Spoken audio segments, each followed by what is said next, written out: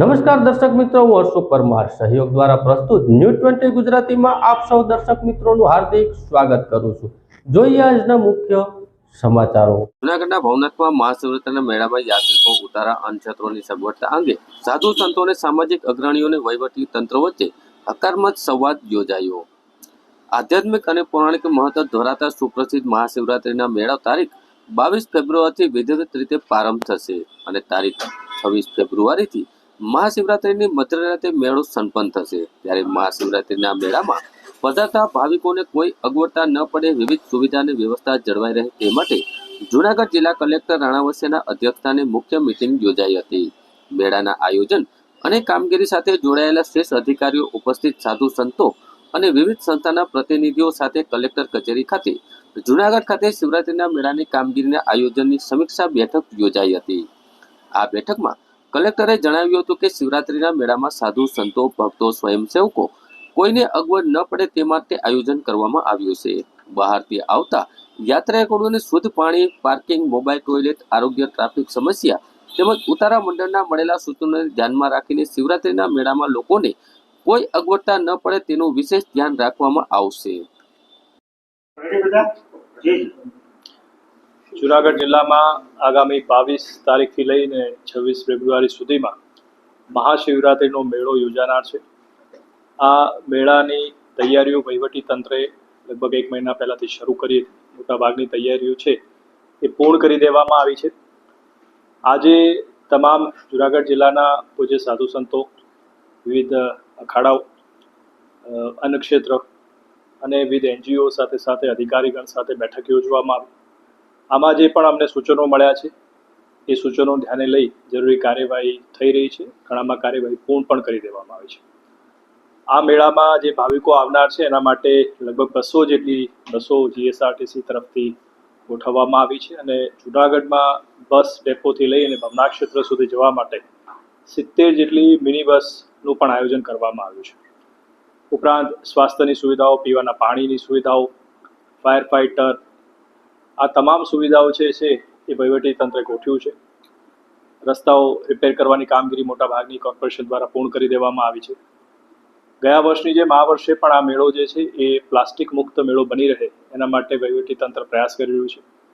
આથી આપના માધ્યમથી હું તમામ જે ભાવિકો છે એમને આ મેળામાં વધારવા માટે આમંત્રણ આપું છું, પરંતુ સાથે સાથે આ પ્લાસ્ટિક મુક્ત મેળો બની રહે એના માટે પણ સહકાર આપવા માટે આપના માધ્યમથી સૌ ભાવિકોને મારી નમ્રભરી વિનંતી છે। સાથે જે રીતે કુંભમાં ભીડ બેકાબુ બનવાના કિસ્સા બને છે, આગના પણ કિસ્સા એવા ત્યાં સામે આવ્યા છે, અહીંયા આપણે એ માટે કોઈ ખાસ આગોતરું આયોજન જેને લઈને કોઈ આ પ્રકારની અવ્યવસ્થા ન સર્જાય?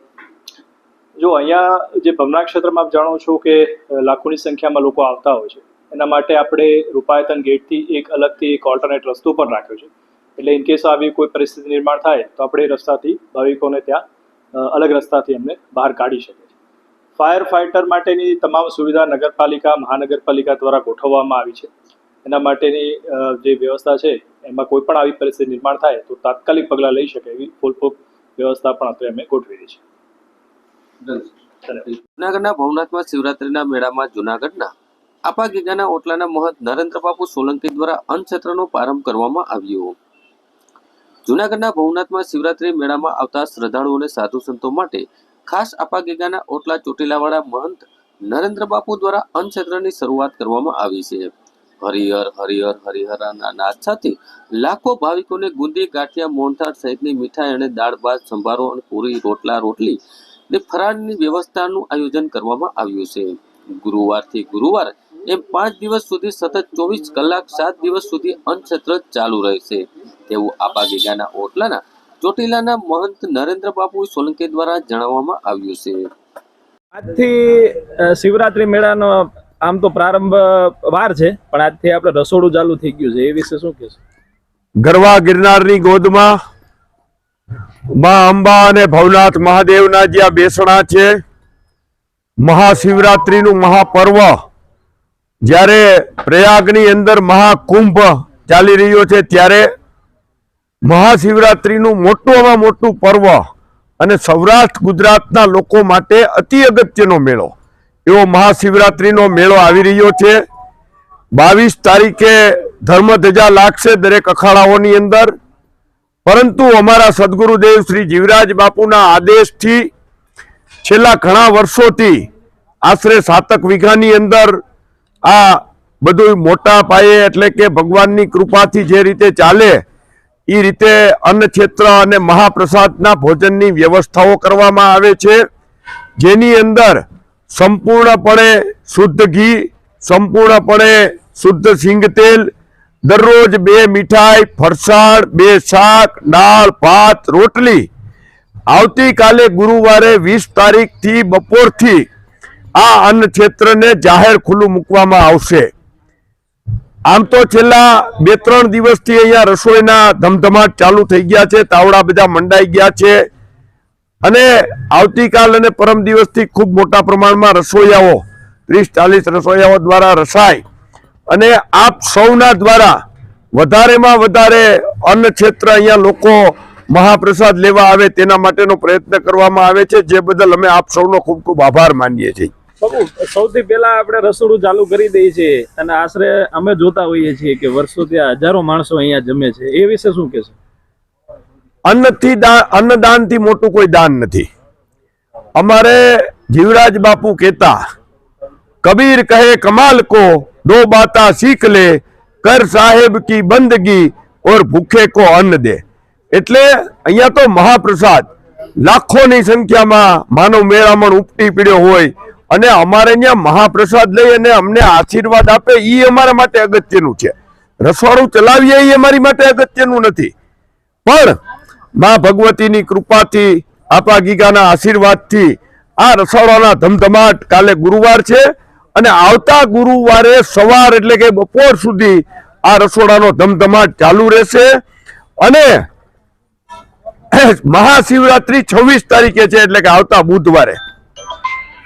બુધવારે અમે છેલ્લા દિવસે ઓછામાં ઓછી 12 થી 14 આઈટમ ફરાળની અને શ્રીખંડ દૂધનો બનાવી અને શ્રીખંડ અમે અત્યારથી જ શ્રીખંડના 2.5-3 ટનનો ઓર્ડર દેવાઈ ગયો છે. ટન મોટે હોય છે એટલે સૌ વધારેમાં વધારે કાયમી ધોરણે અહીંયા મહાપ્રસાદ લેવા માટે પધારે એવી આપ સૌના માધ્યમથી અમે સર્વે સાધુ સંતો ભાવિકોને 2 હાથ જોડી નમ્ર વિનંતી કરીએ છીએ કે આપ આપા ગીગાના ઓટલાનું જે અન્ન ક્ષેત્ર છે આની અંદર આપ પધારો અને જીવરાજ બાપુના આપા ગીગાના સૌના આશીર્વાદ મેળવો, એ જ અમારી અભ્યર્થના છે. આપા ગીગા બાપુ, કેવો સંતોષ થાય છે? આ સંતોષ આજે કરોડપતિ ને અબજપતિ જેને આવે છે ને, આટલામાં આમ છે ને આટલામાં 1 થી 10 નંબર વાળા, ઈને રાતે હુવાય છે, ઊંઘ આવે છે નથી આવતી એની મને ખબર નથી, પણ હું ઘેરે જઈને આગળ હુઈશ એટલે 10 મિનિટમાં મને ઊંઘ આવે જાય છે. આ મારો સંતોષ છે.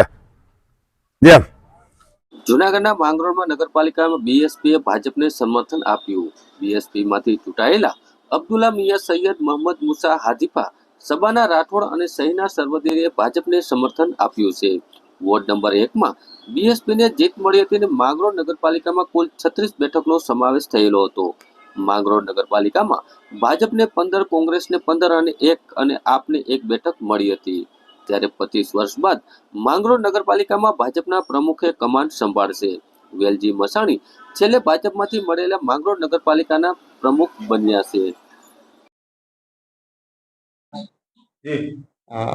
આજરોજ ભારતીય જનતા પાર્ટી જુનાગઢ જિલ્લા દ્વારા ગત ચૂંટણીના પરિણામો, ગઈકાલે જે નગરપાલિકાઓની ચૂંટણીના પરિણામ આવ્યા એમાં 5 નગરપાલિકામાં અમારી સ્પષ્ટ બહુમતી સાથેની બોડી બેસે છે, જ્યારે માંગરોળમાં 15 ભાજપ અને 15 કોંગ્રેસ, 1 આમ આદમી પાર્ટી ને 1 અપક્ષ સાથે 4 બહુજન સમાજ પાર્ટીના ઉમેદવારોનો વિજય થયો છે.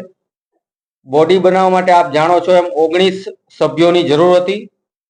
4 બહુજન સમાજ પાર્ટીના જે સભ્યો ચૂંટાણા છે એમની માટે ગઈકાલે પરિણામ આવ્યા બાદ અમારા જિલ્લા પંચાયતના પ્રમુખ અને માંગરોળ નગરપાલિકાના ચૂંટણી ઇન્ચાર્જ ભાઈ શ્રી હરેશભાઈ ઠુમ્મરને જવાબદારી સોંપવામાં આવી હતી કે ચૂંટાયેલા પ્રતિનિધિઓ સાથે વાત કરી અને એમના પ્રશ્નો સાંભળી અને સકારાત્મક અભિગમ બને અને જે નરેન્દ્રભાઈ અને ભૂપેન્દ્રભાઈ પટેલની સરકારનું વિકાસલક્ષી કામ થઈ રહ્યું છે એમાં માંગરોળની પ્રજાનો પણ સવિશેષ વિકાસ થાય એ માટે માનનીય હરેશભાઈને જવાબદારી સોંપાણી હતી. હરેશભાઈ આ આગવી કસરત કરી અને જે રીતે લઈ આવ્યા છે તો હું હરેશભાઈને જ વિનંતી કરીશ કે પ્રેસ મીડિયાને એમની માહિતી આપે. મારું નામ છે સૈયદ અબ્દુલ્લા મિયા નિશાન અહમદ, માંગરોળ વોર્ડ નંબર 1 નો વિજેતા ઉમેદવાર છું અને બહુજન સમાજથી અમે લોકો ઇલેક્શન લડ્યું હતું અને અમે વિજય છીએ. પેલા ભાજપમાં હતા? હતો ભાજપ. તો શું કામ ના આવતે તમે ભાજપ? મને ટિકિટ ના આપી એટલે મારે વિકાસના કામ કરવા માટે કરી અને મારી વોર્ડની જે પરિસ્થિતિ જોઈ અને મારે લડવું જરૂરી હતું મારા વિસ્તારને જોતા, એટલે મેં બહુજન સમાજથી ટિકિટ માંગી અને ત્યાંથી મને ટિકિટ મળી ગઈ. એટલે અમે લોકો 4 જણા ટિકિટ, એક હું સૈયદ અબ્દુલ્લા મિયા, એક હું જે હાજી મોહમ્મદ, શબાનાબેન ને શકીનાબેન, 4 જણા પેનલ બનાવી અને અમે લોકોએ સારી ખાસી મતલબ મહેનત કરી. લોકોએ અમને સ્વીકાર્યા અને ખૂબ મત દીધા એટલે અમારો વિજય છે. ફરી ભાજપમાં ભળી જશો? ભાજપને ટેકો આપીએ છીએ, ભાજપના વિકાસને જોઈને અને જે કામગીરી જે થાય છે. અમારા માંગરોળની અંદર છેલ્લા 20 થી 25 વર્ષમાં કોંગ્રેસની સરકાર હોય, કોઈ જાતનો પણ વિકાસ લક્ષી અમારા ગટર યોજનાનો કામ આખા ગુજરાતમાં દરેક જગ્યાએ થયું છે. માંગરોળનો કામ જે છે છેલ્લા 12 વર્ષથી મંજૂર થયેલો કામ છે એ લટકે છે. અમને પાણીની સુવિધા કોઈ વોર્ડમાં મળતી નથી. રસ્તાની સુવિધા એક નાના ગામડામાં પણ થઈ ગઈ છે. અમારા માંગરોળમાં કોઈ જાતની રસ્તાની સુવિધા કરવામાં આવેલ નથી. એ રીતે અમારે લાઇટની વ્યવસ્થા કોઈ જાતની થયેલ નથી. એકદમ બિલકુલ પછાત માંગરોળ હોય એવી રીતે મતલબ બહુ હાલત ખરાબ માંગરોળ. લોકોએ અમને મતલબ કીધું કે તમે લોકો ખાસ કરીને નગરપાલિકા ઉમેદવારી કરો, અમે તમારી સાથે છે. એટલે અમને બહુ સારી લીડ અને સારા મત આપી અને વિજય બનાવ્યો છે. અમે લોકોએ અત્યારે એવું નક્કી કર્યું કે અમે લોકો 4 જ છે એટલે અમારે વિકાસ કરવા માટે અમે 4 તો કરી શકતા નથી. એટલે સરકાર બનાવીએ, સરકારની સાથે અમે રહીએ ને સરકાર જે સરકાર કામ કરી સાથે રહીએ તો અમે વડાપ્રધાન નરેન્દ્રભાઈ મોદી સાહેબ, ભૂપેન્દ્ર મુખ્યમંત્રી સાહેબ તેમજ અમારા જિલ્લાના અહીંયા બધા આગેવાનો બધા સાથે મળી અને ટોટલ અમે જાણકારી મેળવી અને અમારા વિકાસનો કામ 100% અમને વિશ્વાસ છે કે અમે ટેકો આપશું એટલે અમારા વિકાસનો કામ ચોક્કસ થશે અને બીજી જગ્યાએ તમામ જગ્યાએ ગુજરાતમાં થયા છે એનું લક્ષ્ય અમારા માંગરોળમાં થશે. નહીં, એમને ટેકો આપ્યો છે અમે. કોઈ કન્ડિશન નહીં અમારી. નહીં, કોઈ કન્ડિશન નહીં. તમારા સ્થાનિક કક્ષાએ કરેલા સમર્થનની પ્રદેશ કે રાષ્ટ્રીય કક્ષાએ જાણ છે, મંજૂરી છે એમનું? જાણ છે. પાર્ટીની સૂચનાથી, બહુજન સમાજની પાર્ટીની સૂચનાથી જ અમે લોકોએ ભારતીય જનતા પાર્ટી ટેકો આપીએ છીએ. આગામી દિવસોમાં ભાજપમાં પડશો કે તમે? ટેકો ચાલુ રાખશે. તમે તો પહેલા ભાજપમાં હતા? ત્યારે ભાજપમાં હતો. પેલા કોંગ્રેસમાં હતા. અચ્છા, એટલે હા, અમે તો વિકાસના કામ માટે જાય છે. વિકાસ લક્ષી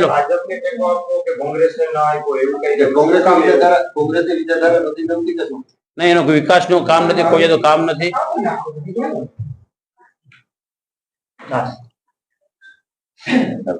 નમસ્કાર દર્શક મિત્રો, હું હરેશ ઠુમર.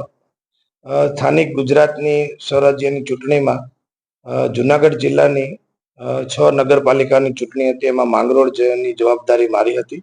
માંગરોળમાં 15 કોંગ્રેસમાંથી ચૂંટાયા છે, 15 ભારતીય જનતા પાર્ટીના ઉમેદવારનો વિજય થયો છે. એક અપક્ષ અને એક આમ આદમી પાર્ટીના પણ વિજય થયો છે અને 4 બસપાના 1 નંબરની જે પેનલ છે એમાં અમારે બાપુ અબ્દુલ મિયા, અહમદભાઈ, શબાનાબેન અને શકીનાબેનનો ભવ્ય વિજય થયો છે. ભારતીય જનતા પાર્ટીની, ભારત સરકારની અને ગુજરાત સરકારની વિકાસની યાત્રાની સાથે મળીને માંગરોળના વિકાસ અર્થે આ 4 બસપાના ઉમેદવારોએ નક્કી કર્યું છે કે અમે ભારતીય જનતા પાર્ટીને ટેકો આપશું.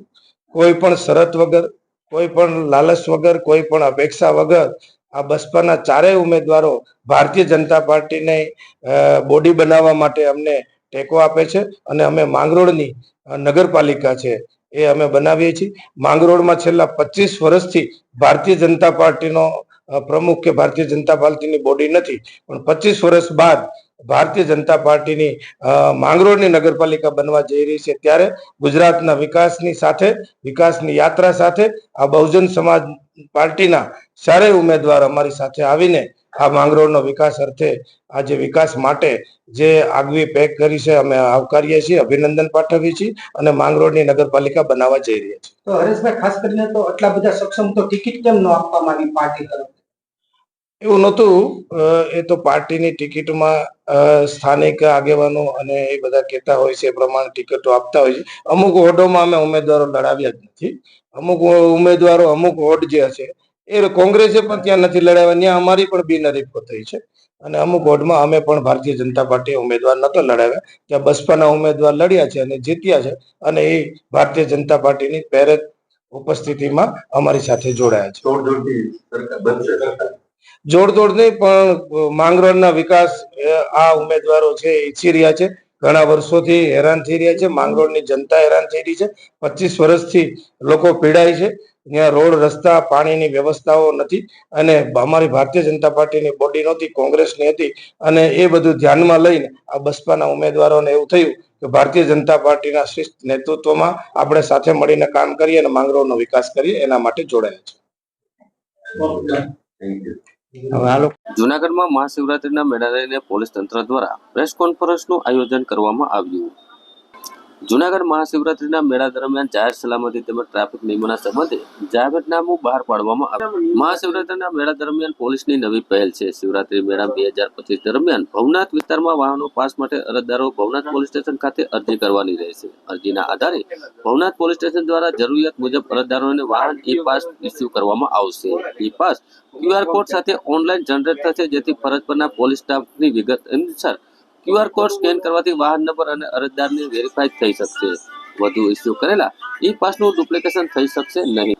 મહાશિવરાત્રીના મેળા દરમિયાન કાયદોની વ્યવસ્થાની જાળવણી સાથે સીસીટીવી કેમેરાથી video surveillance round the clock રાખી શકાશે. તે માટે અગત્યના પોઈન્ટ ઉપર સીસીટીવી કેમેરા લગાડવામાં આવ્યા છે.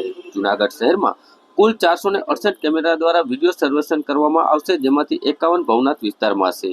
તેમજ મહાનગરપાલિકાના 36 કેમેરા દ્વારા વિડીયો સર્વેક્ષણની કામગીરી થશે, જેનું જીવંત પ્રસારણ ભવનાથ તથા નેત્રમ શાખા દ્વારા પોલીસ કરવામાં આવશે. મહાશિવરાત્રીના મેળા દરમિયાન અકસ્માતના બનાવ ન બને તે માટે સમયે કામગીરી તેમજ મદદરૂપ થવા માટે ફાયર બ્રિગેડ, તરવૈયા તળાવ તેમજ ટુકડી પૂરતા સાધનો સામગ્રી સાથે દામોદરકુંડ તેમજ સુદર્શન તળાવ ઉપર મહાનગરપાલિકા ઝોનની ઓફિસ ખાતે ફાળવણી કરવામાં આવી છે.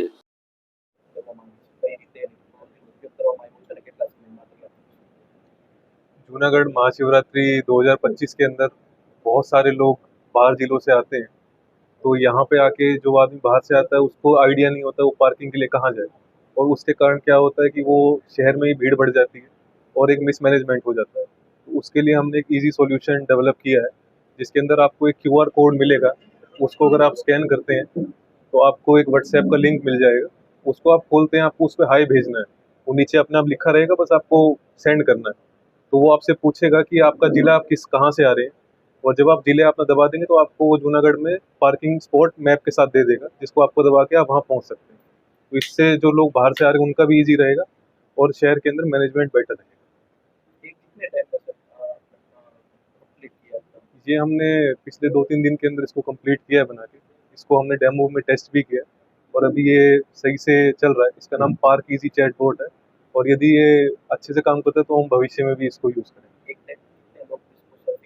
इसको कोई इसमें दिक्कत नहीं है, क्योंकि ये व्हाट्सएप के ही सर्वर पे काम करता है. हम व्हाट्सएप का ही सर्वर यूज़ कर रहे हैं, तो व्हाट्सएप पे जितना हो सकता है उतना, चाहे कितने भी लोग इकट्ठे करेंगे, ये सर्वर क्रैश नहीं.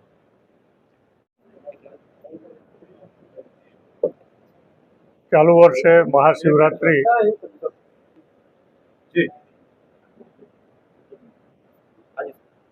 મહાશિવરાત્રિ 2025 તારીખ 26 ફેબ્રુઆરીના રોજ યોજાનાર છે, ત્યારે આ શિવરાત્રિના મેળા માટે જૂનાગઢ પોલીસ દ્વારા એક વિશાળ પોલીસ બંદોબસ્તનું આયોજન કરવામાં આવેલું છે. બંદોબસ્તની વાત કરીએ તો સમગ્ર બંદોબસ્તની અંદર 12 DYSP, 22 PI, 123 PSI, 1029 પોલીસ, TRBના 130 જવાન, SRPની 2 કંપનીઓ, હોમગાર્ડના 529 જવાનો, GRDના 626 અને BDDSની 3 ટીમો સમગ્ર બંદોબસ્તનું તારીખ 21થી લઈ અને 26 સુધી ડિપ્લોયમેન્ટ અમારું રહેશે. સમગ્ર બંદોબસ્તને 5 ઝોનની અંદર વિભાજન કરવામાં આવેલું છે. ખાસ કરીને આ વર્ષે જે નવા ઇનિશિયેટિવની વાત કરીએ તો જૂનાગઢ પોલીસ દ્વારા નાગરિકોની અને શ્રદ્ધાળુઓની સલામતી અને સુખાકારી માટે અમે 3 નવા ઇનિશિયેટિવ આ બંદોબસ્તની અંદર ઉમેરેલા છે. માનનીય આઈજીપી સાહેબે જેમ વાત કરી તો આ મેળાની અંદર આવતા લોકોના પાસ આપવા માટેની એક સુવિધા અમે આ વખતે સમાવેશ કરેલ છે. આ ઉપરાંત પોલીસને બંદોબસ્તની વહેંચણી કરવા માટેની એક બંદોબસ્ત એપ્લિકેશન ડેવલપ કરી છે અને બહારથી આવતા શ્રદ્ધાળુઓને પાર્કિંગ માટે ગાઈડન્સ મળી શકે એના માટે અમે એક AI બેઝ એક સોલ્યુશન ડેવલપ કરેલું છે. તો લોકોને પણ અમે અપીલ કરીએ છીએ કે અન્ય જિલ્લામાંથી જે લોકો આવે છે એ વધુમાં વધુ આ એપ્લિકેશનનો ઉપયોગ કરી અને પાર્કિંગ સ્પેસ મેળવવા માટેનો ઉપયોગ કરે. સાથે સાથે સ્ટેમ્પેડ ન થાય એના માટે પોલીસ દ્વારા સતત પબ્લિક એનાઉન્સ સિસ્ટમનો પણ ઉપયોગ કરવામાં આવે છે. કેટલાક રસ્તાઓ વન વે જાહેર કરવામાં આવશે, કેટલાક રસ્તાઓ છે એમાં નો એન્ટ્રી જાહેર કરવામાં આવનાર છે. તો લોકોને પણ અમે અપીલ કરીએ છીએ કે પોલીસ વિભાગ અને અન્ય વહીવટી તંત્ર દ્વારા જે સૂચનાઓ આપવામાં આવે એ સૂચનાઓનું પાલન કરી અને આપ એક સુખદાયક અનુભવ લઈ અને જૂનાગઢના મેળામાંથી જાઓ એવી અમે સૌને અપીલ કરીએ. આગામી મહાશિવરાત્રિ મેળો ભવનાથ ખાતે યોજાનાર છે. આપ સૌ જાણો છો એમાં વિશાળ સંખ્યામાં શ્રદ્ધાળુઓ અહીંયા આવતા હોય છે. ઘણા બધા નક્ષત્રો લાગતા હોય છે અને શ્રદ્ધાળુઓ ભવનાથ મહાદેવના દર્શન કરવા ભજન અને ભોજનનો જે મેળો છે એ એન્જોય કરવા માટે આવતા હોય છે. આ તમામ યાત્રાળુઓ સારી રીતે અહીંયા આવી અને આ બધી સુવિધાનો ઉપયોગ કરી શકે એના માટે મહાનગરપાલિકા, જિલ્લા તંત્ર અને પોલીસ વિભાગ તરફથી દર વખત તૈયારીઓ કરવામાં આવતી હોય છે. એ જે તૈયારીઓ વિશે આપ સૌ જાણો છો કે પાર્કિંગની જગ્યાઓ ક્યાં છે, સાઇન બોર્ડ્સ ક્યાં લગાવવાના હોય છે, કયા પ્રકારની પોલીસના બંદોબસ્ત હોય છે. પણ આ વખતે ખાસ કરીને માનનીય ગુજરાત સરકાર, માનનીય મુખ્યમંત્રી શ્રી, અમારા ગૃહમંત્રી શ્રી અને અમારા ડીજીપી શ્રી સાહેબની જે લાગણી છે દર વખત કે વધુમાં વધુ ટેકનોલોજીનો ઉપયોગ થાય જેથી કરીને આપણે સારી સુવિધાઓ પૂરી પાડી શકીએ. તો એ અનુસંધાને 3 ઇનિશિયેટિવ જૂનાગઢ પોલીસ દ્વારા લેવામાં આવેલા છે. પ્રથમ જે ઇનિશિયેટિવ છે પાસ. આપ સૌ જાણો છો કે ઉતારાવાળા હોય છે, નક્ષત્રવાળા લોકો હોય છે, એમને માલ સામાન વગેરે લાવવા માટે વાહનો લાવવાની જરૂરિયાત પડતી હોય છે. તો એમના જે પાસ છે એ અમે હવે પાસ એપ્લિકેશન ઉપરથી અમને ઉપલબ્ધ થશે. એ જે છે QR કોડવાળા પાસ ઇલેક્ટ્રોનિક ફોર્મમાં ઉપલબ્ધ થશે અને એમાં ટેમ્પરિંગ થઈ શકશે નહીં. એટલે એ લોકોને ધક્કો પણ બચી જશે અને અમારા જે કર્મચારીઓ છે એની ઓથેન્ટિસિટી પણ પ્રોપર રીતે ચેક કરી શકશે. બીજો જે ઇનિશિયેટિવ છે એક બંદોબસ્ત કરીને એપ્લિકેશન ડેવલપ કરવામાં આવી છે.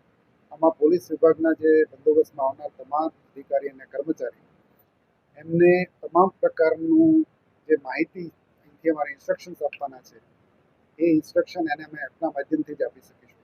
અગાઉ શું જે થતું હતું એની માહિતી આપને આપું તો 1000 થી 1500 પોલીસવાળા અને 1000 જેટલા હોમગાર્ડ જીઆરડીના જવાનો એ તમામને અમારે એકને લાઉડ સ્પીકર ઉપર બધાને ભેગા કરીને અમારે એની નોકરી વેચણી કરવી પડતી હતી અને એમાં એક આખો દિવસ જતો હતો.